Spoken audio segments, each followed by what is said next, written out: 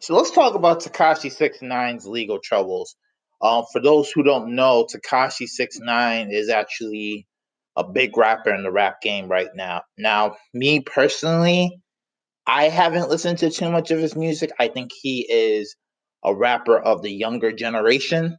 Um, Obviously I'm into my 30s, so I do not understand a lot of the newer generation rappers, but I could see to a degree why the young ones like it. So I'm not going to be a old man hater type. I do understand why they like certain artists. But Tekashi 6ix9ine, he is a name. If you Google his stuff right now, put 6ix9ine legal troubles, you see it all over. All the major news outlets are covering this because this is a big deal. So this is not some random uh nonsense rapper. He is a big deal. He's a platinum rapper. He actually got his start doing a mixtape. I believe it was called Gumbo. And then I think the most famous song that he's known for is Fifi with Nicki Minaj. If you type up Fifi with Nicki Minaj, it was actually a pretty good record. But the reason why you could tell with this guy, he's the rapper that has tattoos on his face and has like rainbow color hair. He has multicolor dye in his hair. He's a very unique look. He's Latino, I think, of Puerto Rican descent. So even if you haven't listened to his music, I'm sure you probably seen him or probably heard of him just because of his look alone. I'm not sure if he was maybe influenced by Lil Wayne, because Lil Wayne obviously is known for having the face tattoos as a mainstream rapper. So Tekashi 6ix9ine, yeah, this guy's going through it. This guy's really going through it. I mean, this is a person that already faced legal trouble. I mean, let's be honest. He faced legal trouble before. He um he was involved with a sexual allegedly involved in a sexual incident with a minor and was already serving a 4-year probation. Now he got arrested earlier this week and he could face life in prison for armed robbery, shooting, and drug trafficking due to his affiliation with a New York gang. This is very serious stuff. This is a guy, and he's very young too, very very young, in his 20s. Just really started out his career, and the fact that now he could be facing life in prison, it's sad, but it's also sometimes I feel it's the choices that you make and the company that you keep that could be your downfall. I know it's easier to say than do, but sometimes you gotta let go of people from the block. You gotta let go of people who are dangerous influences when you're trying to get the money. And I think Tekashi has learned this lesson the hard way because he's run into trouble. Now he's very known for trolling actually. Um, 50 Cent used to claim him as his like quote unquote son because Tekashi 6ix9ine was very known for just trolling people, trolling rappers, walking down the streets of Chicago, telling all these other rappers, "Hey, come at me, come for me if you want it," saying he's the king of New York. If you actually go on YouTube, Google Tekashi 6ix9ine's interview with the Breakfast Club. It was, I think, today still the highest rated um clip of the Breakfast Club interviews. And the Breakfast Club is a famous New York radio show, led by DJ Envy, Charlamagne the God, who I listen to on the Brilliant Idiots, and Angela Yee. So it's a very popular show. A lot of artists, a lot of celebrities. Like if you are a name, you go on the Breakfast Club. That's just how it is. You go on the Breakfast Club. If you are involved in hip hop or have anything to do with the hip hop community or just not even just purely hip hop, but just, politics or comedians, you go on there. Kevin Hart, Tiffany Haddish, um, Jamel Hill, DL Hughley, politicians. I think Hillary Clinton one time was on the Breakfast Club. So it's a big national show. Anyway, so I saw his clip. I saw his segment on the Breakfast Club. He was very interesting. I mean, the guy is a troller, but this guy knows how to captivate an audience. And he had a hot run for a while, but he was always getting involved with the gang activity and always trolling people. And he's just one of those young guys, young rappers, where it's just like, damn, man, to just stick to the music. It's because you see it coming after a while when you've been especially a hip hop fan for so long. You see where the road leads for some of these people.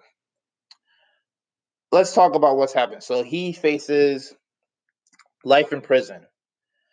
That's just serious stuff. So they're gonna do the trial. We're gonna see what happens with him. Um, he's just been having serious affiliation with that gang, and his album that was supposed to come out, that obviously got postponed to legal troubles. I mean, he recently was doing a music video with Nicki Minaj and Kanye West in a mansion. And someone I don't know, whoever was trying to go after Tekashi 6ixnine rang bullets into the mansion, started shooting at the mansion. Music video had to come to a halt. The record label actually had to pause the music video shooting. They spent like almost $500,000 doing the music video shooting. It's very unknown to be seen if they are going to even continue to try to do the music video. I mean, obviously not now that this guy's arrested, but his record label, I think, has no desire to even try to do the music video. So it's $500,000 loss over there. And that's the sad thing. It's like you're doing a music video with Kanye West and Nicki Minaj. And I've talked about both of them on my previous episodes, which I believe you should check out. At the end of the day, regardless of Kanye and Nicki Minaj's recent controversies, these are two big time artists that everyone knows about, that are important in pop culture, that are well known, and they are taking a chance going with this artist. Now, yes, Tekashi 6ixnine is a platinum rapper in his own right, but he's just really at the cusp, the beginning of his career. So the fact that he's bringing the street stuff into these music videos, it's a bad look.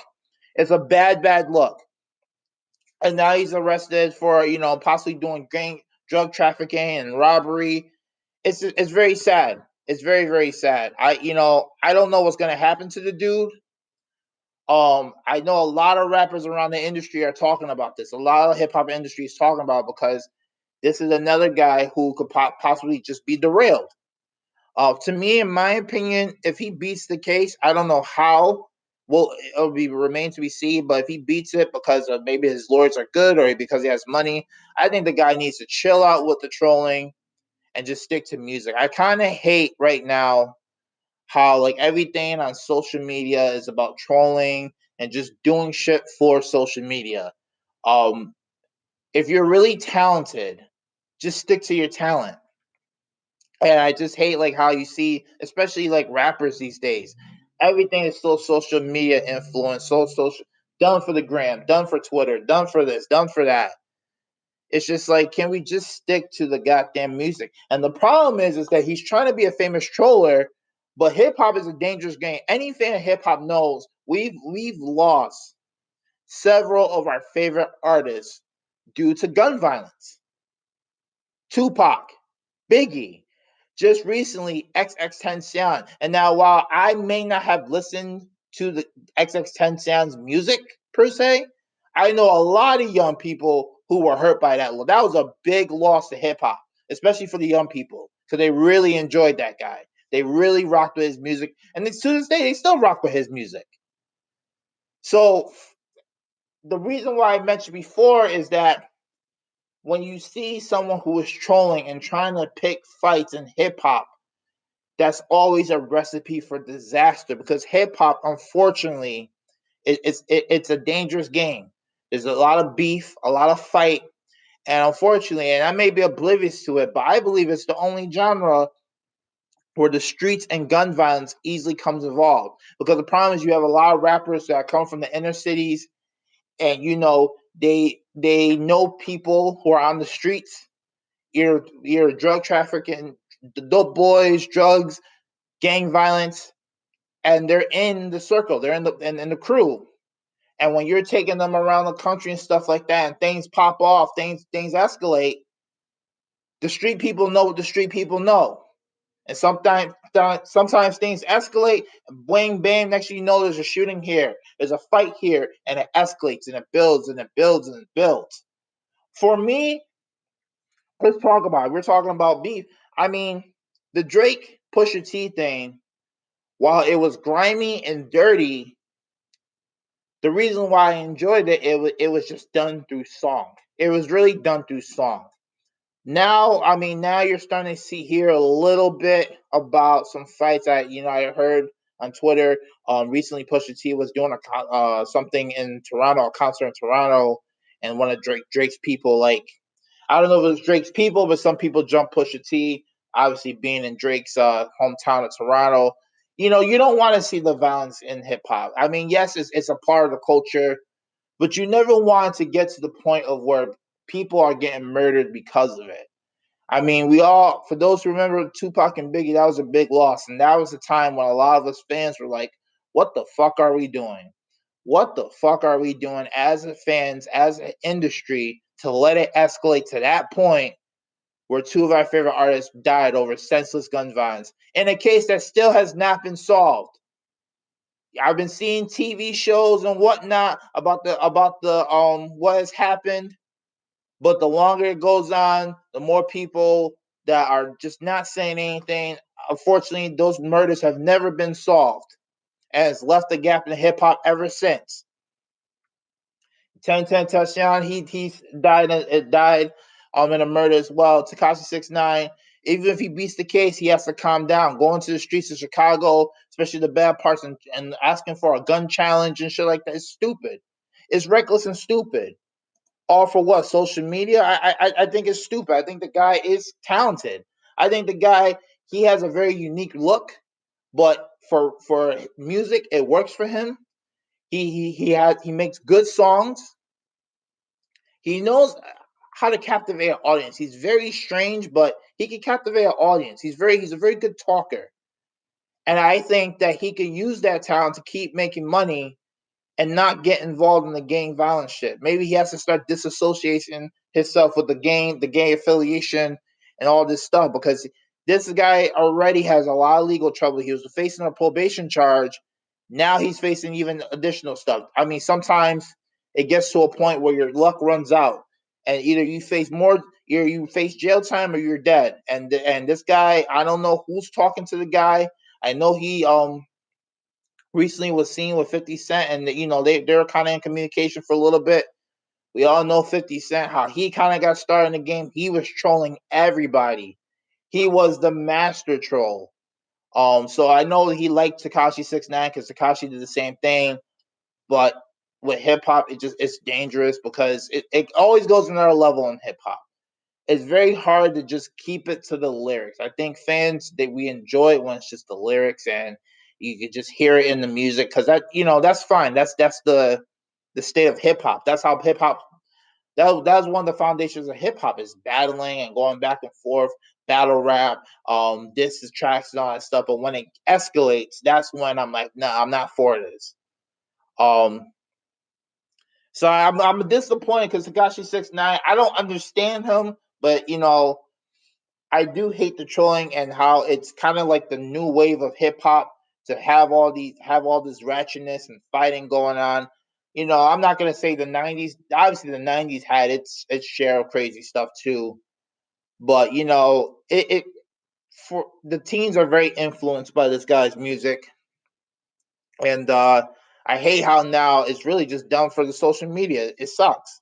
Just make great music. I mean, music is a spoken word. You can connect with so many people through your music, and so many people use it for happiness, use it for to get themselves in a good mood, get themselves out of sadness, depression, all that type of stuff, and you can influence change with your music. And I feel like he should just keep making good music, and just get away from all this legal shit, because it's almost every month you hear something about this kid, and it's going to get to a point where something bad is going to happen. I hope not.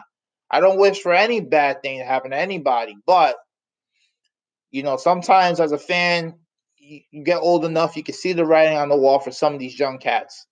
And we'll see what happens with his legal troubles. But yeah, Google it, Tekashi 6ixnine. If you listen to hip hop, even if you don't listen to hip hop, you can Google it, see what's going on with the guy, because obviously he's still a name.